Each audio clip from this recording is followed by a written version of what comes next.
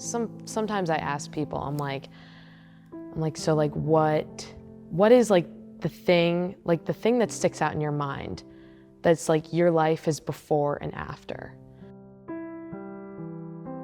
The defining point in my life is Mamma Mia. Like my entire life, I look at it as before Mamma Mia and after Mamma Mia.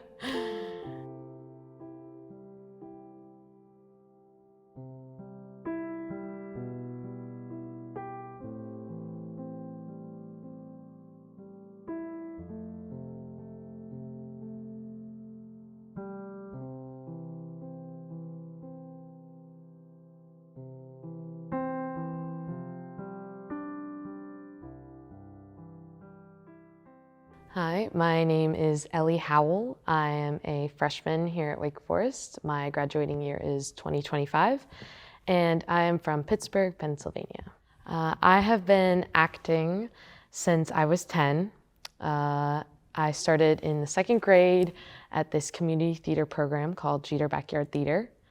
Personally, like I love expressing myself through music.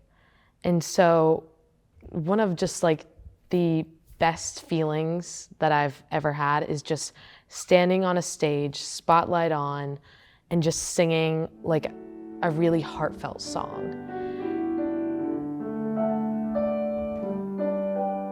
I'm your average, ordinary kind of woman. I just love just releasing in that way. Like for me, it's just like, there's nothing else. It's just me and the song. And when it's like a really, like usually heartfelt songs are like beautiful and like full of life and just showcasing like some of the worst parts of life in a song is just so beautiful to me. And so I just love to be a part of something like that.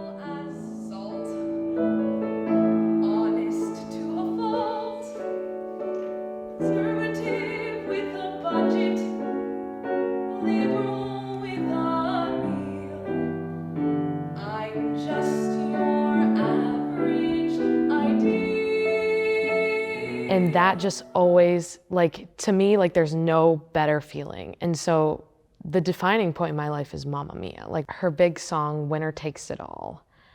And every time after I would sing that song, I would walk off stage and I would just be shaking because I just put everything out there.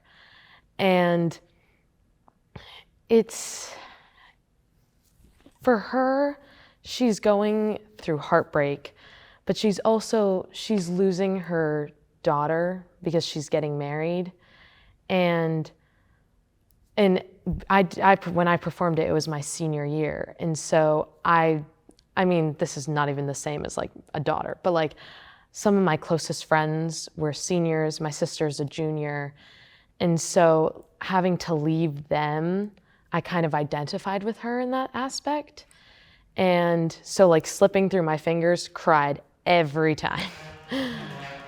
But so much of a character is their movement.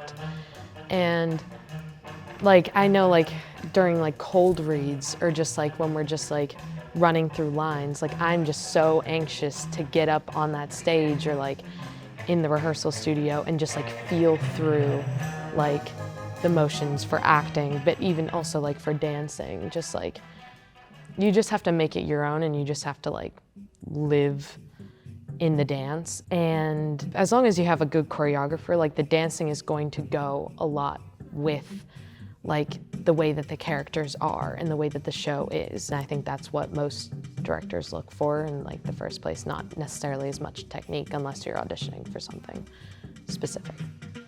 And so I think that there's a lot of being in character in movement. And so I definitely say that like I would get lost in it there as well. Acting is expressing who you are while expressing someone else. And I just think that that's like really beautiful about acting. And I think that's something that a lot of people kind of overlook, but is just really cool. This is fun. I love Christmas wrapping. It's certainly a pleasant change. I know for the last month I've done particularly nothing but fill those darn tubs of Mona Lisa. Well, what do you care? You're in love with some nice, eligible young man. Pretty soon I you'll was be able to literally kiss all those playing girls. myself.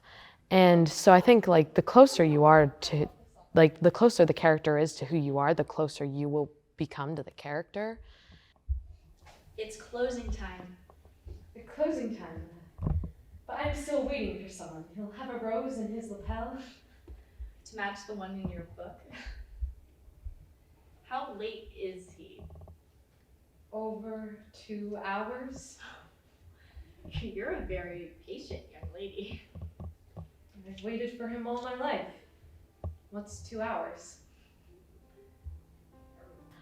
I can't even count on both hands how many times that I've left a theater just feeling moved and feeling something. And to me, that's the best part of theater. And that's like true acting. It's the idea that you can make people feel something. And so I definitely think that others can be moved by it, and others should open themselves to be moved by it, because it's really just a beautiful art form that is very powerful.